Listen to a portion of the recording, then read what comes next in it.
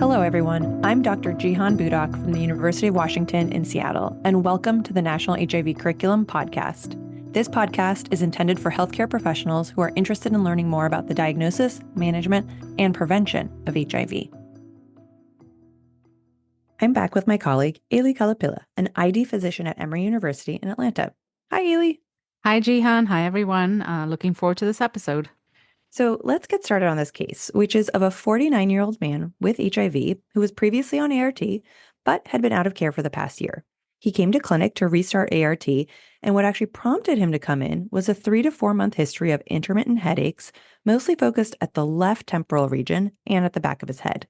He was experiencing blurry vision and seeing black spots over the past few months, but denied any photo or phonophobia. No over-the-counter interventions have helped. And on further neurologic history, he denied any syncopal episodes, seizures, or any focal muscle weakness or focal neurologic symptoms. His review of systems, aside from the headache and blurry vision with floaters, was negative. On past medical history, he has HIV and has a history of bacterial sexually transmitted infections for which he's received treatment in the past. And for some social history, he's from Atlanta, he has sex with men, and was last sexually active 2 weeks prior. He does not smoke or use drugs and rarely drinks alcohol. And then on physical exam, he was afebrile and had normal vital signs and an unremarkable exam, including a completely normal and thorough neurologic exam.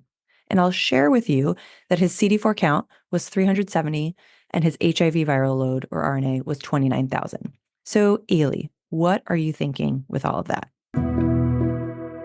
So his CD4 is well above 200. So my concern for opportunistic infections in this case, things like cryptococcal meningitis, are much lower. So for him, my differential diagnosis would include etiologies of subacute headache that would affect hosts that are more immunocompetent rather than severely immunocompromised. And same for the visual symptoms as well. So the main infection that I think would explain both his headache as well as his visual symptoms, especially given his HIV as well as the risk factors that you just mentioned, would be syphilis. And what would you want to do next? Now, I think it's reasonable to get a CBC as well as a comprehensive metabolic panel, and I would also get syphilis testing as well. And based on those serum syphilis test results, I might decide to pursue some head imaging and a lumbar puncture as well, given his headache. Now, because of the subacute changes in the vision, I do want to consult ophthalmology as well. And this patient is someone that can be managed in the ambulatory setting, but in order to expedite diagnostics and consultations, an inpatient admission could be helpful here. Mm-hmm. Now, in this specific case scenario, because of certain social barriers, including transportation, we decided to admit this patient for additional workup, also because our concern for syphilis was so high, and also because we wanted an expedited dilated fundoscopic exam. Totally makes sense. So since he's admitted, all these things that you're wanting are happening simultaneously.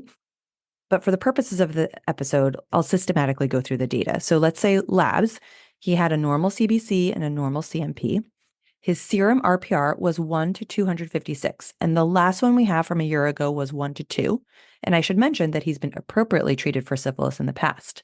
So with that information, what are you thinking? So to me, that is a definitively positive RPR. And given that, I think neurosyphilis and ocular syphilis have now moved to the very top of my differential. Now, Aley, you said definitively positive. As we know, many individuals, especially those with HIV, can have a persistently positive RPR, even despite appropriate treatment. And this is referred to as a serofast state, where the RPR can be low-level positive, such as 1 to 1, 1 to 2, or even higher. Though once I see titers greater than 1 to 8 or 1 to 16, I tend to feel less comfortable calling it serofast, despite having some scenarios where individuals are serofast at very high titers. And I used to think being serofast was a bad thing, but evidently it's just plasma cells secreting antibodies. And technically, we're all serofast with other infections. So being serofast is actually the norm, where our plasma cells continue to secrete antibodies. It's just that we don't usually track those antibodies, whereas in syphilis, we actually do. So again, it's not a bad thing, but it does make it difficult to figure out if it's a new infection or if the person is serofast, and requires some math, where a 4-fold increase in titer would signify a new infection. So the fact that your patient who was likely serofast and an RPR of 1 to 2 in the past now has an RPR of 1 to 256 which is much greater than a fourfold increase, signifies a new infection and is, as you've been saying, definitively positive. So enough about serofast. Sorry, I digressed. Do you want to do an LP? That was a great explanation. And absolutely, yes, I do want to do an LP. Now, aside from calling the ophthalmologist as mentioned, we're going to do this LP. The patient has a headache. So the first thing before I do that LP is I'm going to get a non-contrast head CT. And provided that is normal, we can proceed with a lumbar puncture. I would want all of the usual studies on the CSF or the cerebrospinal fluid, including a cell count and differential, protein, and glucose. And in addition to that, I would send off a CSF VDRL. Now, if there are other infectious considerations on our differential, then we can send off tests for those specific infectious pathogens as well from the CSF. But for the purposes of this discussion today, I just want to focus on neurosyphilis testing. I agree with you that the CSF VDRL, along with the CSF cell count with diff or differential, protein, and glucose are the tests I would want the most. And it's important to not anchor to obtain as much CSF as is safely possible and ask the lab to store it or hold on to it should we decide later that extra tests are needed. So let me now share some of his results. His non-contrast head CT was negative, and the LP was performed. His CSF cell count had 2 RBCs, or red blood cells, 25 white blood cells, or WBCs, and the differential on the CSF WBC was notable for 14% neutrophils and 38% lymphocytes. His glucose was 57, protein was 86. The admitting team also sent off a multiplex PCR, which was negative for several common viral and bacterial pathogens, and the CSF VDRL is pending.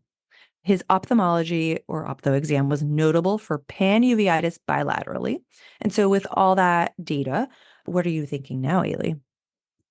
Well, panuveitis are eye findings that are classically associated with ocular syphilis.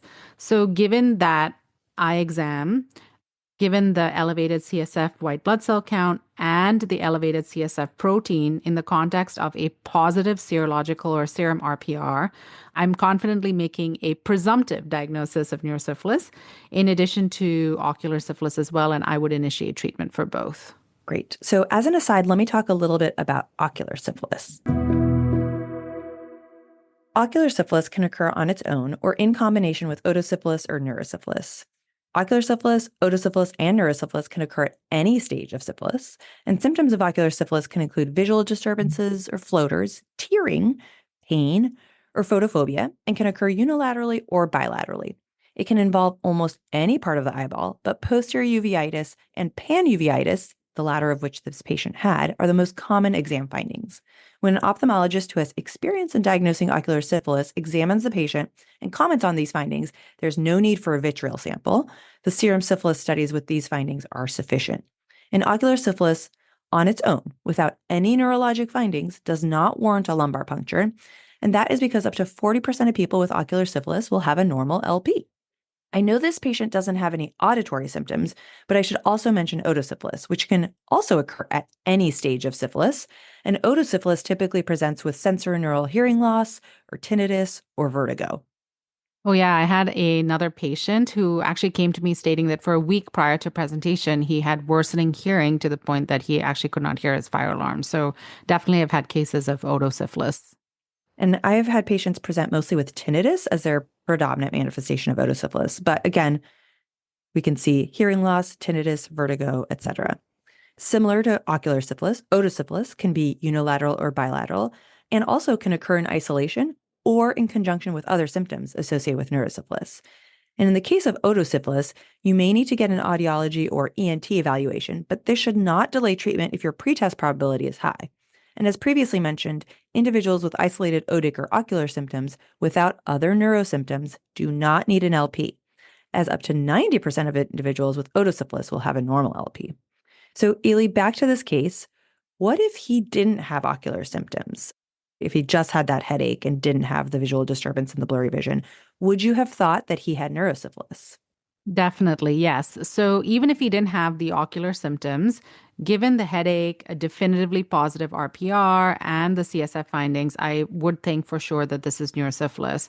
Now, as you mentioned earlier, neurosyphilis, much like ocular and otic syphilis, can occur at any stage. And the symptoms really for neurosyphilis can be variable. So you can have a headache, which is without any altered mental status. So I sort of think of that more in the aseptic meningitis kind of a syndrome. You can have cranial nerve dysfunction. You could have symptoms of like a stroke or acute or chronic changes in mental status. You could see dizziness or even a loss of vibratory sense. So there's a myriad of neurological manifestations that can be associated with symptoms of neurosyphilis. Now, the CSF findings that we would be looking for would be an elevated CSF white blood cell count, which we often refer to as a pleocytosis, or you could see an elevated CSF protein, and you might also have a positive CSF VDRL, but the presence of the CSF VDRL is helpful, but the absence is not. So I think that's a great segue to discuss neurosyphilis diagnostics. Let's start with the CSF white blood cell count. Both the HHS opportunistic infection and CDC STI guidelines mention that in people with HIV, the CSF WBC can be greater than 5 at baseline. So using a higher cutoff, such as greater than 20 white blood cells, may improve the specificity of your neurosyphilis diagnosis. But that the association of CSF WBC and plasma HIV RNA have not been well characterized. Next is the CSF protein, which may or may not be elevated. And in my experience, the glucose is often normal in neurosyphilis. So the tests in the CSF that I primarily rely on are really indirect markers of inflammation. We're talking about the CSF white blood cell count and the CSF protein. Now, for those two specific markers, for this patient, the CSF white blood cell count and CSF protein were both elevated. And so we can take those positive test results in the context of the patient's also positive serum RPR as well as his neurological symptoms as well. Now, Aley, you also mentioned the CSF VDRL, which should be sent when neurosyphilis is considered. CSF VDRL is very specific, provided there's no blood in the CSF, but it lacks sensitivity. Furthermore, depending on one's institution, the test result may take several days to come back. Yes, I agree with that. I often make my decision whether a patient has neurosyphilis or not before the RCSF VDRL has resulted. So it's helpful. Actually, for me, it takes almost a week for me to get it back at my specific institution. So while having a positive CSF VDRL is helpful to rule in neurosyphilis, oftentimes treatment decisions may need to be made before that test result is actually available to us. And what about the CSF FTA antibodies test? So for me personally, I will tell you that I really almost never order this test because it is actually very difficult for me to obtain this at my healthcare facility. It usually is a send out test. And so even if I do get it, it's going to take like weeks for the test result to come back. And so by the time the result is actually available, I've already made this decision to treat or not treat. Now, the CDC STI guidelines do state that the CSF FDA antibody is actually less specific than the CSF VDRL, but it is highly sensitive with a high negative predictive value. So with a negative CSF FDA antibody test result, neurosyphilis is highly unlikely. But from a practical perspective, if you have access to it, I think it's reasonable to test to order, especially if you have other diagnostics that have really been unrevealing.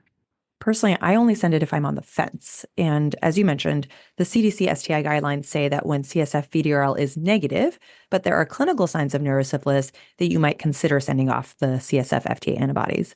And it's also important to note that for both the CSF VDRL and the FTA antibodies, the CSF should be non-bloody. Otherwise, it will pick up these values from the serum and can be falsely positive. Agree.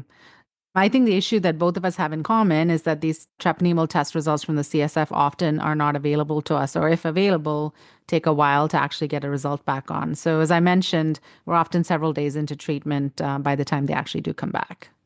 And in fact, the CDC STI guidelines state, and I wrote this down because this is so important, that, quote, laboratory testing is helpful in supporting the diagnosis of neurosyphilis. However, no single test can be used to diagnose neurosyphilis in all instances, end quote. So back to the case. Several days into treatment, his CSF VDRL titer came back positive with a titer of 1 to 4, confirming your presumptive diagnosis of neurosyphilis. So, what neurosyphilis treatment was he receiving? And did you do something different because he had ocular syphilis as well? So conveniently, the treatment for neurosyphilis and or ocular syphilis and or otic syphilis is exactly the same, right? So this is like 10 to 14 days of intravenous or IV penicillin G. The antibiotic is usually given as a continuous infusion, although you can use Q4-hour dosing as well. And so this is when I really kind of rely on our very talented and very necessary, essential clinical pharmacists. Now, I'm not going to get into the weeds with the dosing, but if you really want to know more details, you can actually look them up in the HHS opportunistic infection guidelines or in the CDC STI guidelines as well. But the important thing here is that there isn't any additional therapy that's indicated beyond the antibiotics for the management of neurosyphilis or ocular syphilis or otic syphilis. All you have to do is give the penicillin G. So, what if the patient had a penicillin allergy? That's a great question, Jehan. I think it is, first of all, going to be super important to determine if the patient actually has a true penicillin allergy or not, mostly because oftentimes it can be something that was historic that they were told that they had, but they don't necessarily have that reaction, or the reaction that they describe is not necessarily a true allergy, even though the patient tells you that it's an allergy. So I think the first thing is to do a little bit of thorough history taking to determine if the patient actually has a true allergy to penicillin. Now, if they do, then, an alternative option in the CDC STI guidelines is ceftriaxone. Now, ceftriaxone can have cross-reactivity with penicillin.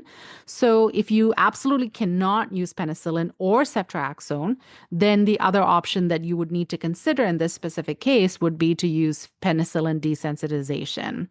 Now, this is usually when I really engage with a specialist, such as an allergist or a clinical pharmacist, to help me determine if the patient has a true allergy, but then also if they do, what are my treatment options for this patient? So, it sounds like if there was a true penicillin allergy and the patient was, let's say, pregnant, sounds like desensitization may need to be the way to go. Yeah, pregnancy, when you need to treat for syphilis, is definitely a situation where you absolutely need to desensitize. There are no known alternatives to penicillin that have been shown to prevent fetal infection with syphilis. And as you and I both know, our rates of congenital syphilis in this country have been rising over the last several years. Great points, Aley. So let's get back to the case. The patient is on IV penicillin. Any monitoring that should be done during therapy? Yes. So, whenever we put someone on long-term IV antimicrobials, you absolutely need to do sort of toxicity monitoring. And so in this particular case, I would get a baseline and at least a once weekly CBC and a CMP to evaluate for any cytopenias or issues with the kidneys. Okay, so he's on penicillin, he's getting the once weekly CBC and CMP, and he is improving. So what about any monitoring after that treatment would be complete? Well, based on the current guidelines for people treated with neurosyphilis, if the patient has a good clinical and serologic response with the RPR, then a follow-up LP and CSF evaluation is actually no longer necessary as per the 2021 CDC STI guidelines. Now, in this particular case, because the patient is sexually active, I would go back to regular STI screening, including a serum RPR every couple of months. But I wouldn't really repeat the LP based on his history of neurosyphilis, given that he actually has improved. Now, of course, this patient also had ocular syphilis as well. And so ophthalmology may want to follow a patient if someone has symptoms consistent with ocular syphilis. And similarly, if someone had otic syphilis, then ENT or audiology may want to continue to follow up with the patient and do routine and regular evaluations to ensure that their visual and hearing symptoms were getting better. And then one more question that often comes up in practice, especially after you're done with therapy and we're kind of talking about the wrap up of his treatment. Do you give any doses of benzathine penicillin intramuscularly immediately after neurosyphilis treatment? This is a very controversial topic, and it, stems from the fact that the duration of therapy for neurosyphilis is shorter than the duration that's used for late latent syphilis.